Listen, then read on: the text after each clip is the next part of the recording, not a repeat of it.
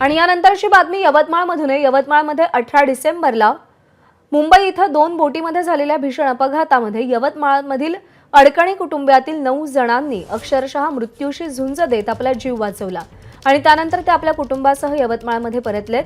मृत्यूच्या दाढीतून परतलेल्या अडकणे कुटुंबातील चौघांशी संवाद साधलाय निलेश फाळके यांनी। बोट एकदमशी येऊन धडकली तेव्हा मी या सीटमध्ये बसून होते बोटच्या, तर समोर येऊन पडले आम्ही दोघं। तर तो रडायला लागला छोटू, आणि बोट एकदम धडकल्याबरोबर त्या बोटीतला माणूस आमच्या बोटमध्ये येऊन पडला आणि माझ्यासमोरच एक म्हणजे जागेवरच गेला होता।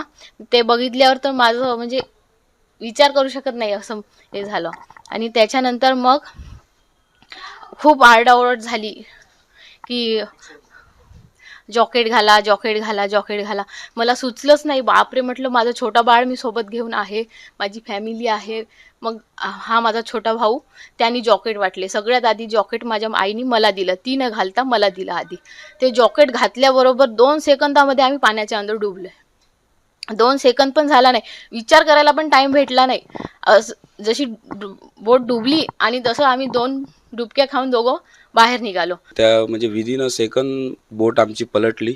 त्यावेळेस मला काही सुचलं नव्हतं आणि मग आम्ही असं पाण्याच्या बाहेर निघाल्यानंतर मला चारीकडे असं पाणीच पाणी दिसत होतं खूप। आम्ही म्हणजे मध्य समुद्रामध्ये आम्ही म्हणजे तिथे आमची बोट पलटली होती।